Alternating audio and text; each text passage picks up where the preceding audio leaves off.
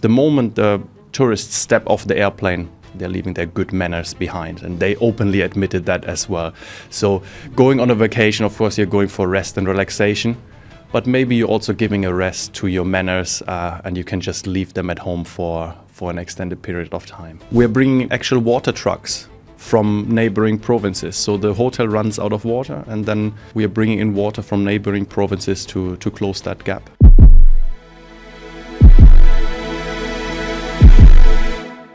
I was very surprised and happy to see a couple of days ago, actually earlier this week, that the Ministry of Natural Resources and Environment has launched the Green Hotel Plus certification program, which is actually an internationally recognised certification by the Global Sustainable Tourism Council. And the goal is to certify 600 hotels by February 2026 with the Green Hotel Plus certification. So is Thailand finally getting its act together in terms of sustainability now? Yeah, that's the big question, but I think it's definitely a very positive signal that the Thai government tries to promote green initiatives and tries to actively also to become more sustainable. And I think at this stage we have seen so many initiatives over the last years, decades, that I think it's premature to say if the Thai government really gets their act together. But definitely the push is there, the motivation is there, which is a really good sign. I also believe that launching a local program will engage the hotels here in Phuket on a different level. For green certifications is not a new phenomenon. There's many of the larger chains are certified by different green councils. But that is done through international accreditation bodies. Having something locally here on the ground, I think it will engage maybe some of the medium and smaller sized hotels, the boutique sized hotels, maybe on a different level, makes it also financially maybe more attainable for them to pull along. So I think it's definitely a push in the right direction. If it's going to be the final successful push, I think that remains to be seen. Alex, you have been living here in Phuket also for many years already. I think we see it right at our doorstep that Phuket has undergone a tremendous development over the last, I would say, 10 years, would you agree? About 10 years, really accelerated? I would agree, yes. And while that is really great for a lot of local businesses, a lot of challenges also, it entailed a lot of challenges. And I think one of the biggest challenges, two biggest challenges in my opinion we see right now is the infrastructure.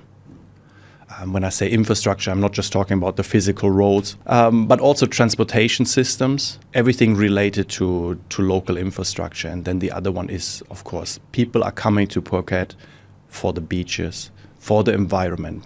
Phuket is a nature-based destination, and with the increasing amount of tourists that are coming here year in, year out, it brought on a lot of challenges as well. The environment has been degrading. There are some of the more obvious challenges, which I think tourists, it manifests, they can see it happening while they are here on vacation. But there are also some of the hidden challenges that you would maybe not see at first glance, but definitely behind the scenes. So for example, the water shortage that we are facing always around Songkran period. I think it's a big headache for residents, it's a big headache for hospitality operators. Even though I would presume tourists are maybe not so much aware. Would you agree? I think they're probably not so aware, no, if you're just coming in on a short for a few days or a few weeks. But for residents and expats living here, there's certainly news about that. And, we know that when things get short, the solution is to bring in water trucks and panga.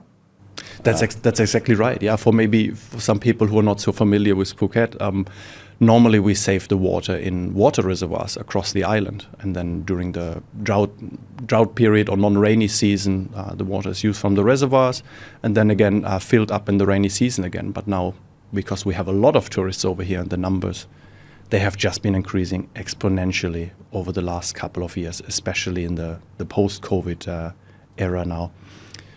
We're bringing actual water trucks from neighboring provinces. So the hotel runs out of water, and then we are bringing in water from neighboring provinces to close that gap. You've recently gained a doctorate. You've recently got a PhD, is that right?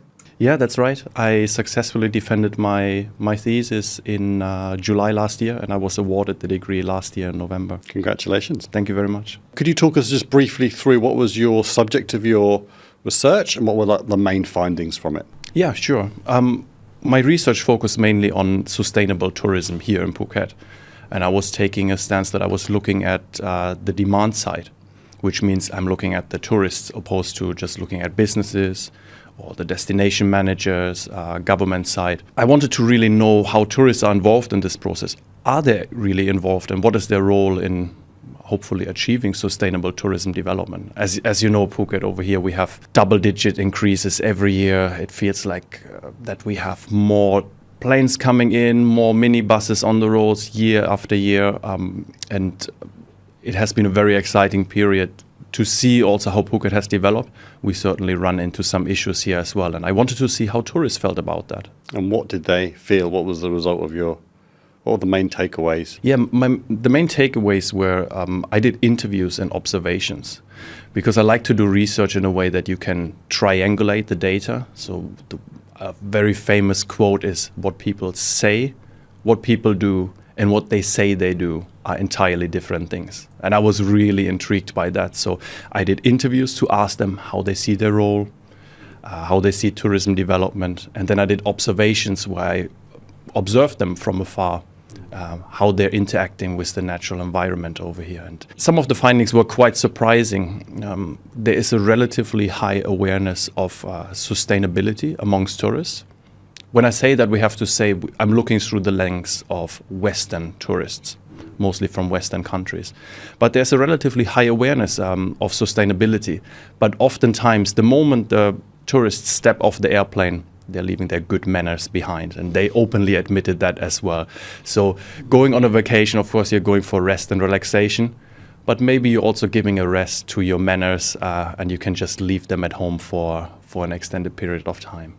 Is sustainability something that only exists in Europe, or only exists when you're at home on your best behaviour, and when you go abroad it seems to be something that you can just let go of? Was that a thing? Is that a thing? It's a great hypothesis, yes, and that's pretty much one of the main findings from the research, that they know non-conformity would not contribute to sustainable behavior, but it has a lot to do also with how sustainability is promoted at a local level. For example, we as human species, we like to conform with the majority.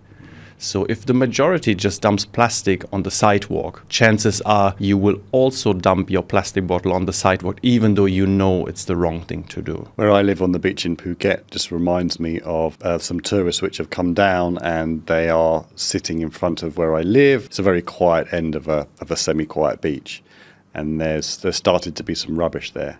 We've been cleaning it away, but once we don't clean it away, more and more rubbish piles up quickly, because if someone sees some rubbish, then it's kind of okay to dump, which is what you're saying, right? Absolutely, and this is not a new phenomenon. This has been something documented throughout and over the last decades already in psychology research.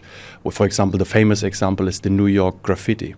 So where they had a control site where they would repaint the wall every day and just see how much new graffiti is added on a daily basis, versus the other side would be they would just let it be, and much more graffiti was added on the side where it would not be repainted. So yeah, I think that decreases the barrier to maybe let go of our good behaviors. Do you know of any successful sustainable development practices, maybe particular hotels or real estate developments that are actually implementing sustainable practices here in Phuket?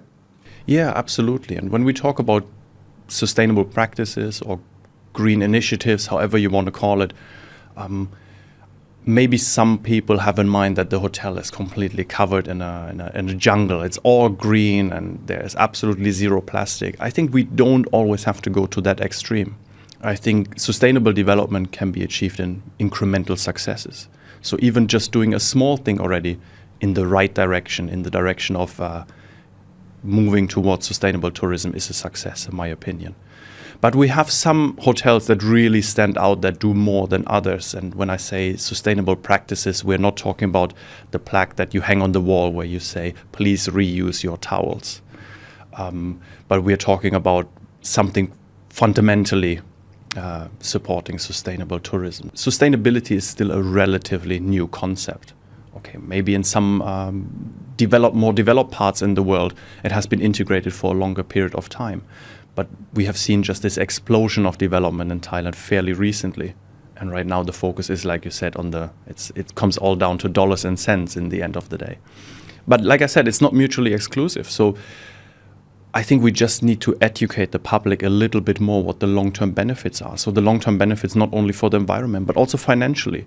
Installing solar panels, yes, it's more expensive upfront, but we will have a saving effects down the line. Similar with other features as well, and other sustainability features that we can implement.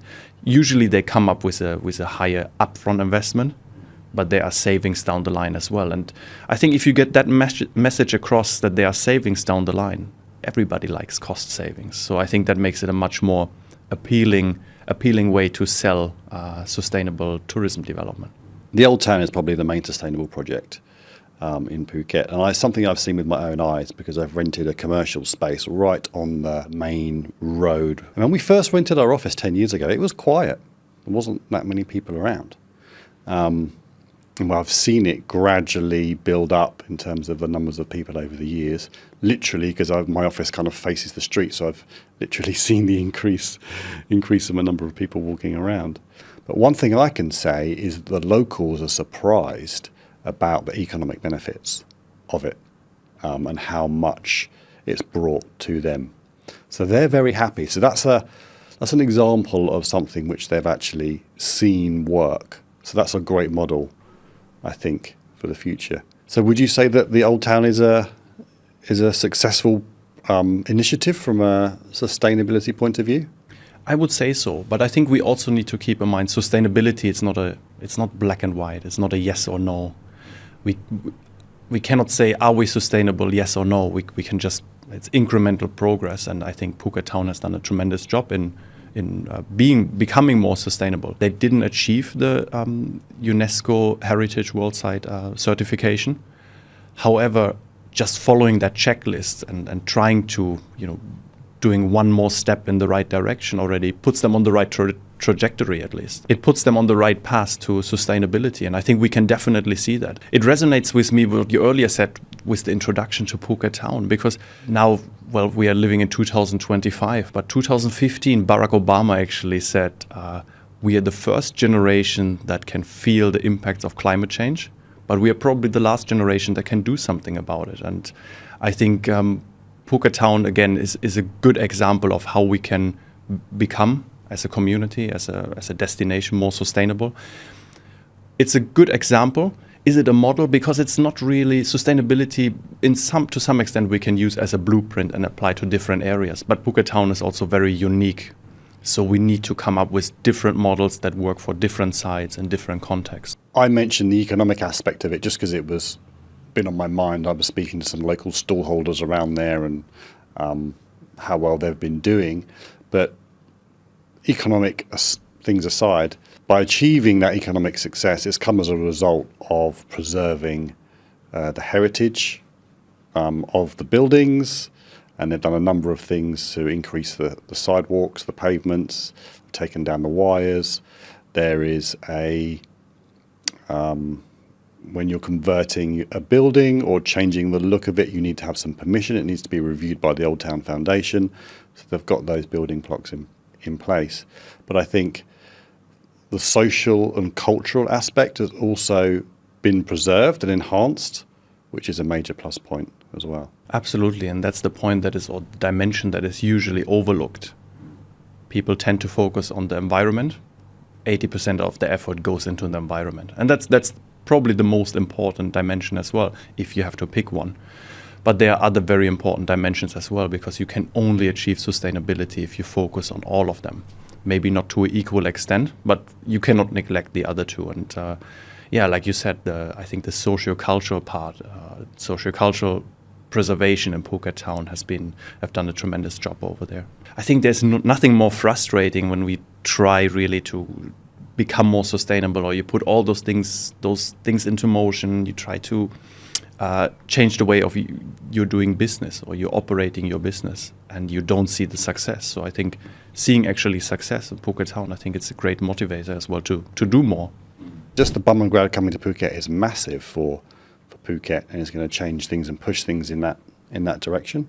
Absolutely. I think that will be a game changer. We'll put Phuket really on the map for medical tourism, having world-class facilities here. And then usually world-class facilities also means world-class practitioners as well in the hospital. And I think this is another good example of actually sustainable development.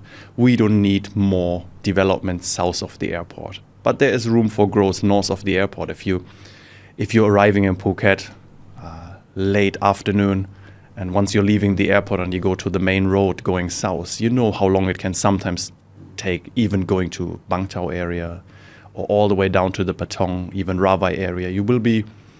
Maybe you will spend more time on the road than you actually spend on the flight coming down here from Bangkok. But going north, having more development up north, might be good for the road infrastructure as well, might be good for the local businesses over there. We will have one big facility like the hospital, and then smaller developments will usually follow suit, and we will see more growth in that particular area, which is then, if it's developed sustainably, it will be good for the local community as well.